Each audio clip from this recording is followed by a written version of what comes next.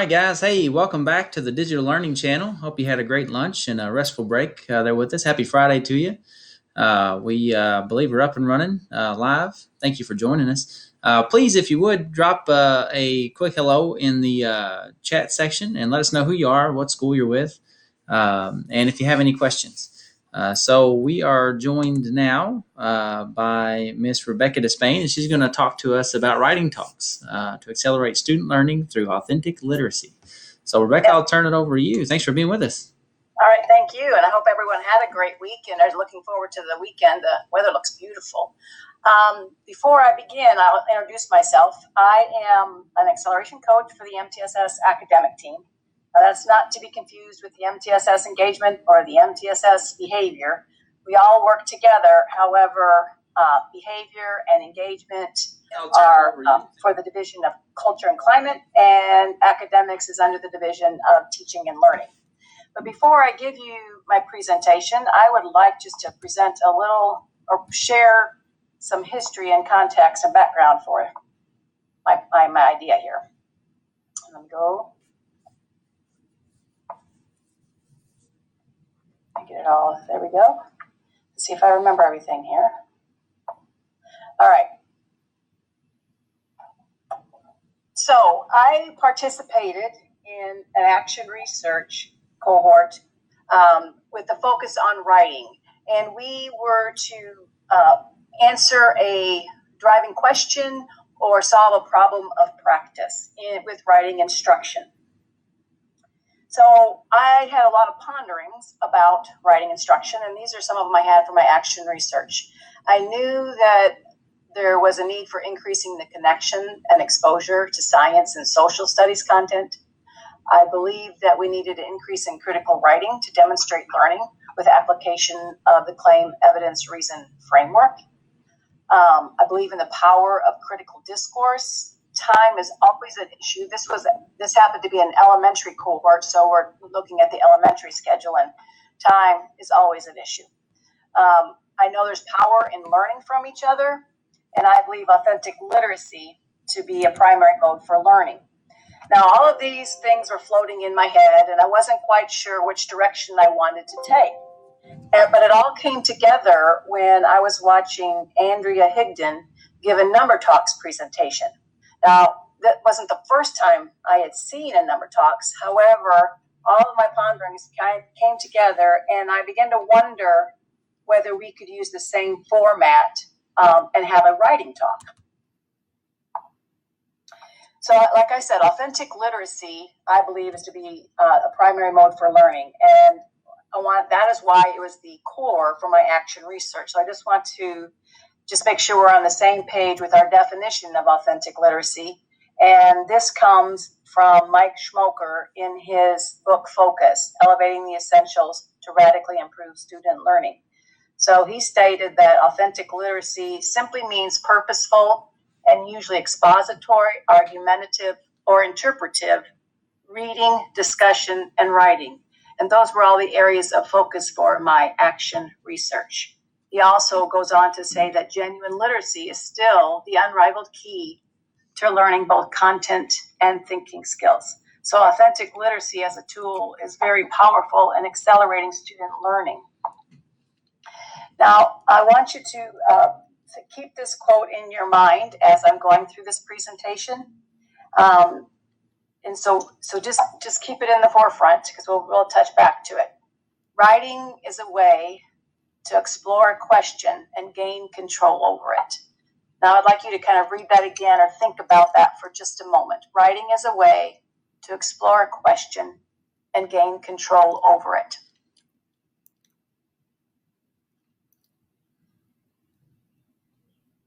And if you think about it, it makes writing such a powerful tool in the classroom, and it's one that's often, I think, unused.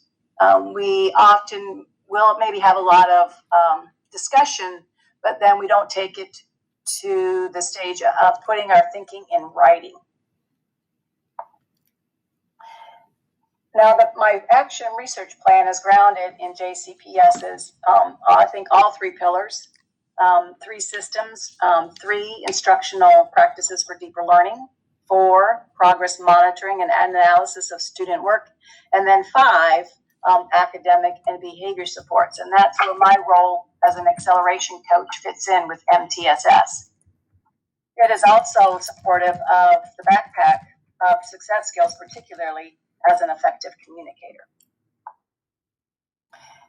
I used an infographic for my artifact for my action research, so I'm going to pull that up so I can share my action research with you.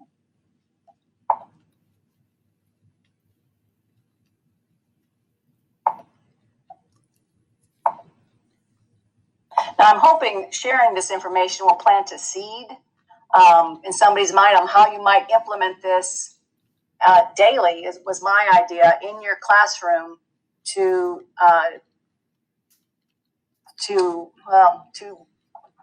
accelerate learning with critical writing skills. I'm sorry, it's been a loss for words doing two things at once.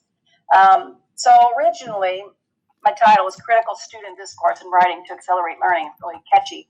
But I wanted you to think of it as a number talk. So when I say that, I mean as a short amount of time and very powerful amount of time. So I want to kind of share with the why behind it, because you need to know the why before we get to the what. So why would I follow this format for my action research and this particular idea? Well, to begin with, it is authentic literacy. It speaks to speaking, listening, reading, and writing. It engages students behaviorally, cognitively, and emotionally. Now, also keep in mind when I originally planned this action research, it was in a traditional classroom setting. So thinking all the kids would come to the carpet, or they could stay at their desk depending on the context of your room and how you handled your classroom management. But that's where this original idea was going to be taking place in the classroom.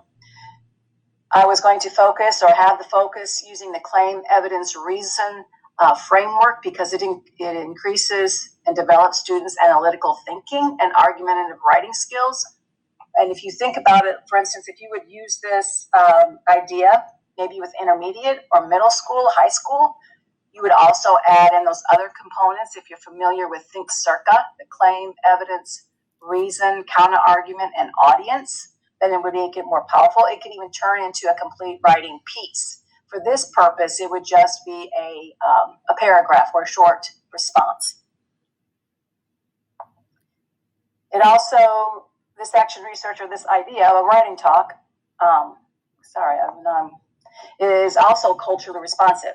So it uses, as we'll find out, an open-ended question, a compelling question, or a quote. So students are not looking for a right or wrong answer. We're asking students to use their perspective, their lived experiences, their cultural backgrounds to share their thinking. And it's a student-focused approach. And then we get to critical discourse, which is a powerful tool as well. Think of it sort of as a mini Socratic seminar where they're all sitting together. They have a verbal exchange of ideas, all focused on that question or quote. And it supports the grade level standards. Again, I invite you, if you were to try this, or my idea behind it was to look at the grade level standards, particularly in science and social studies, and pull questions and quotes that would support that learning at that grade level.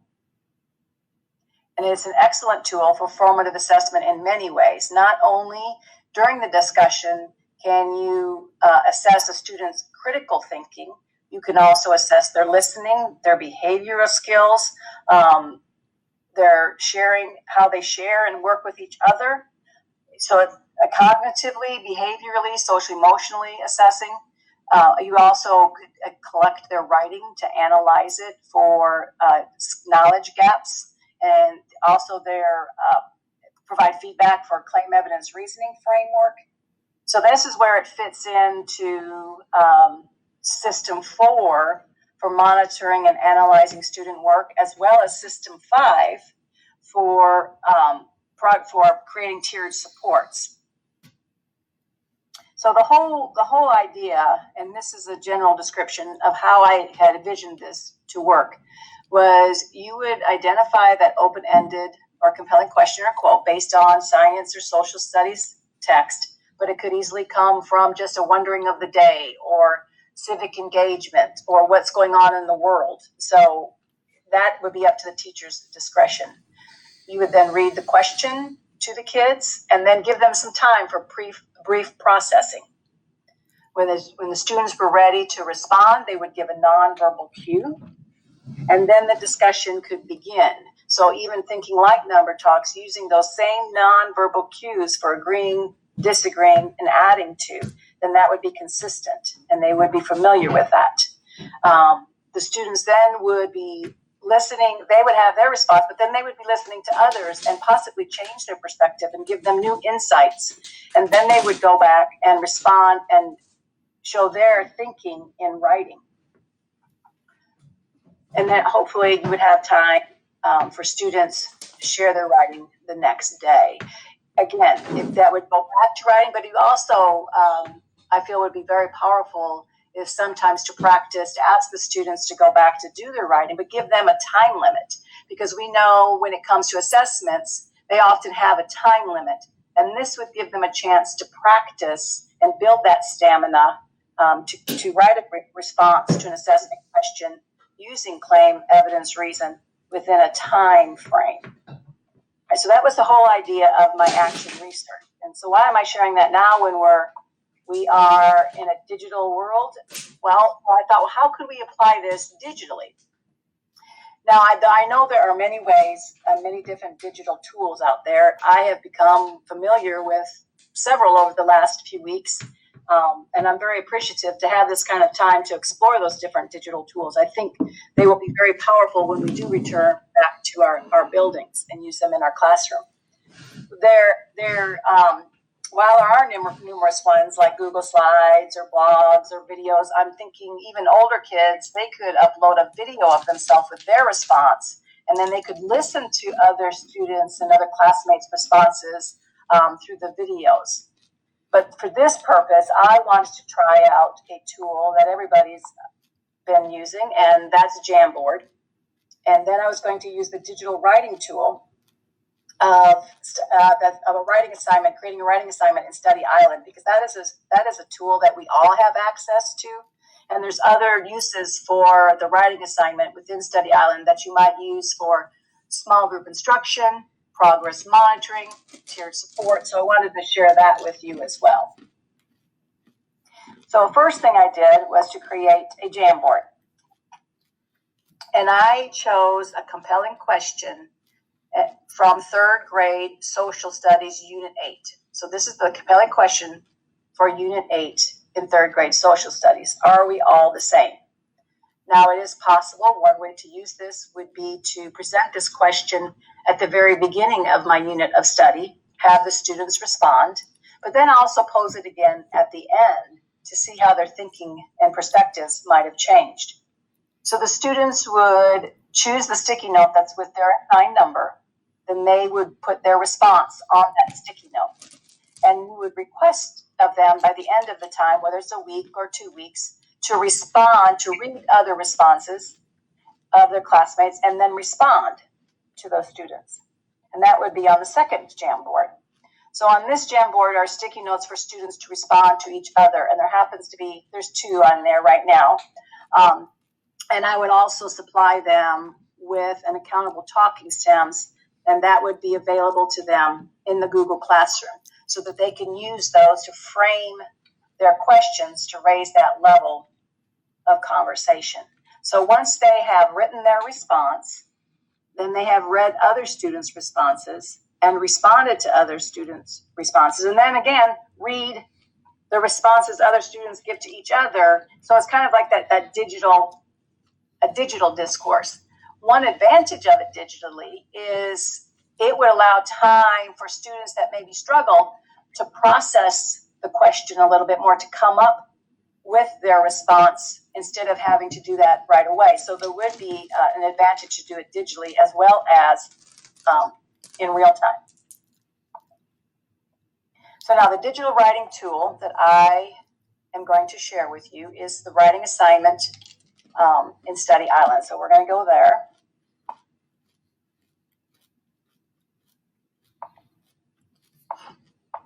And you would go as a teacher through your Clever account. And you go to teacher page. But I also want to point out while I'm here, I know there have been several virtual trainings on Study Island, but just in case you haven't used it much and you want to start using Study Island more, because again, it is a tool that everyone can access, but you're not sure about all the parts. It has this help center, and there's great video tutorials and different guides to help you to learn the program. So I just wanted to share that with you. But for today, we're going to go to create a writing assignment. And I created my class. I chose a class. And you'll get to this screen. And so I put my assignment title in. Maybe. I would, for this case, and leave the enforced dates off, just because in our digital world, and we're trying to not stress kids out with time, but you could put in your beginning and end date, activate the assignment. Here is where I would give the instructions. I'm not going to type them all in, but well, maybe I won't respond at all because I'm still typing while I'm talking.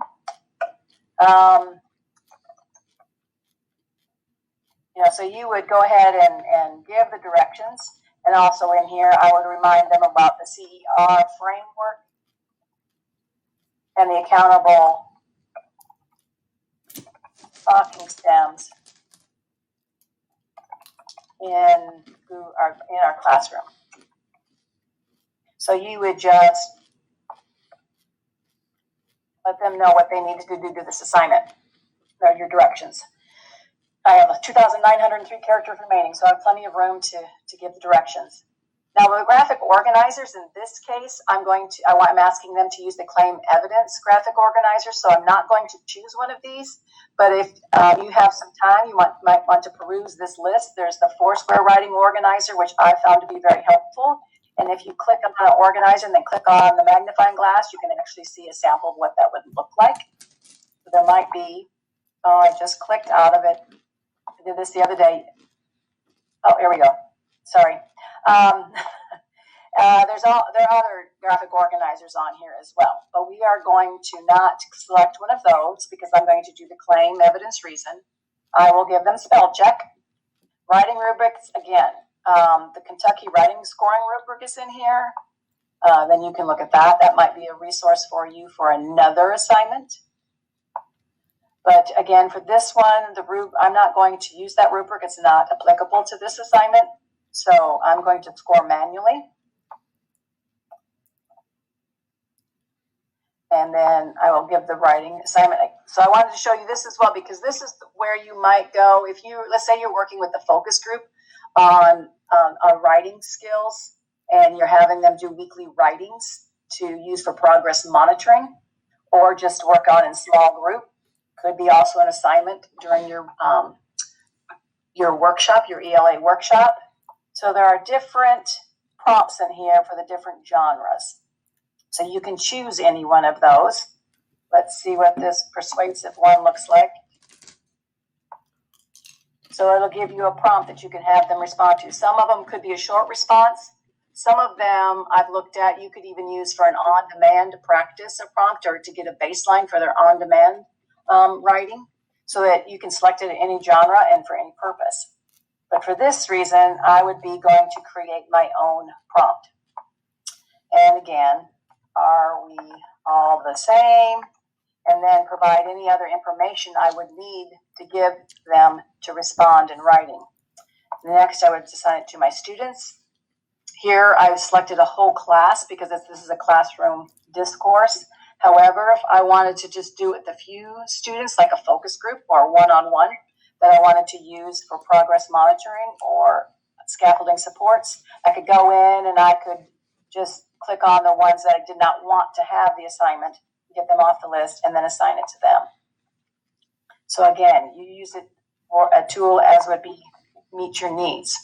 So now the assignment's been created. I've created it a few times here to practice, but I can end up going back and I can either deactivate it later. I can view and grade the assignments. Now, when I get to grading the assignments, let's come back to that. Let's just look at these others. I can do the details, I can edit, and then I can delete it if I don't want to. So I'll delete that one, and it'll give me that. Let's say I go to this assignment, and I want to view it. And I view the assignment, and I see, this is where it comes into system 4 and 5. I'm going to analyze the student work, and then I'm going to support that student work, give feedback, and assign next steps to close those gaps in their knowledge level, knowledge and skill with writing. So let's say I'm reading some of their writing, and I notice that they're having trouble with punctuation or capitalization or run-on sentences. I can go find an assignment within Study Island and assign it to them. So let's just take a look at that. Let's say I would go to my content search, choose Kentucky, then the grade, let's say it's 3rd grade, go to ELA. Now remember, if you have a link to the NWA report with Study Island, it will give you a learning path for reading and math only, not for composition or language. You would have to go in and make those assignments. So if I go to language and I notice my 3rd grader is having trouble with sentences, I could click on this and I could launch a lesson. I could assign flashcards and I could have them practice sentences. I invite you to think of this. Sometimes when we have our tiered supports of tier 2 and 3, we wonder, how do we get to them in the day? We don't have enough time. We don't have enough people. You might think of having a blended intervention where maybe a few days they're on the computer completing some assignments you've given them based on their goals. And then maybe a few days a week you are meeting with them individually in a small group, reviewing those goals and those skills as well. So there's a lot of different ways that you can use this writing assignment tool. So let's go back to, and also when you're with the writing, you not only can make assignments, but give them feedback on their writing and return it to them and give them a chance to bump it up. There's nothing, feedback is a very powerful and effective tool. So that would be the digital tool. That's the digital tool that I shared for this particular presentation, but I know there are many others out there.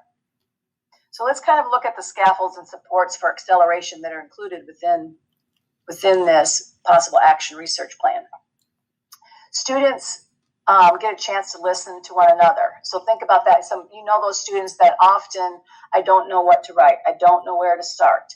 It's kind of like that turn and talk. They get the opportunity to listen to others' thinking. It can change their thinking and change their perspective, and they give them thoughts they hadn't thought of before that they might then use in their writing. It provides a graphic organizer, the claim, evidence, reason. If they maybe need another organizer for their writing, those are available as well. Some students, once they get used to using the claim, evidence, reason, would not maybe need the graphic organizer. But let's think of the power. I'd like you to think of the power of using that claim, evidence, reason framework over and over intentionally with student critical writing. So when it comes to a time when they have writing a question in an assessment, like an ERQ or a short answer, it's become habit. They make their claim, they provide evidence and reason. And so then that would help them organize their answers on assessment questions. Like I said, it would become habit. It also provides the countable talking stems to help them frame their response to elevate the level of conversation. You can provide individual assignments based on student performance and create an individualized learning path for them.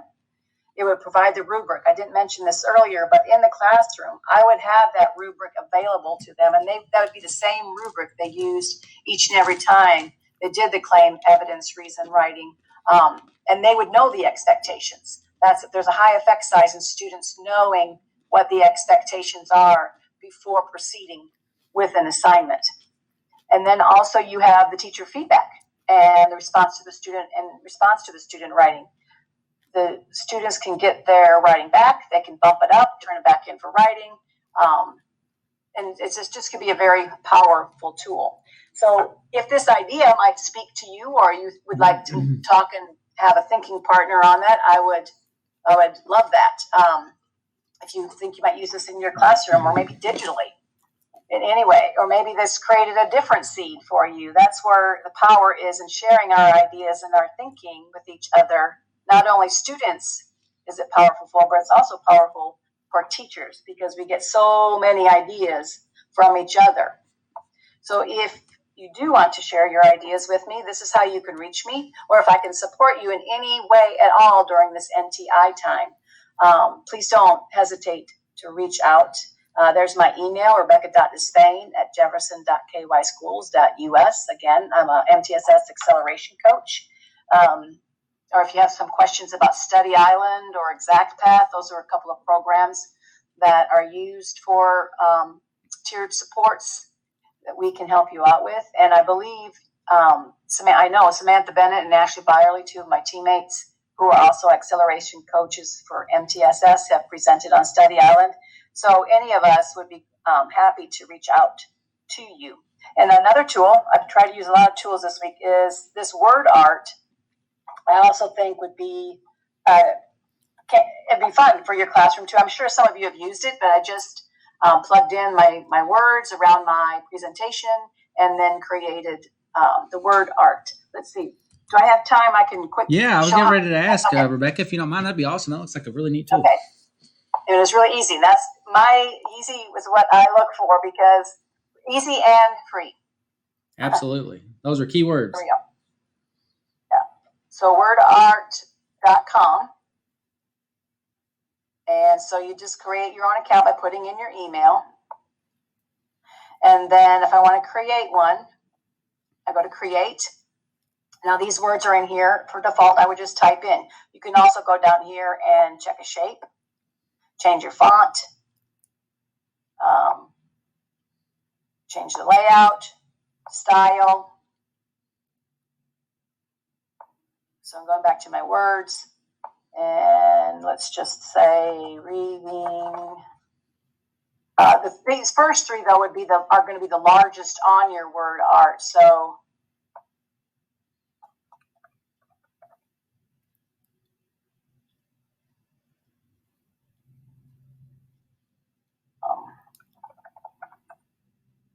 you just keep adding words as many as you want.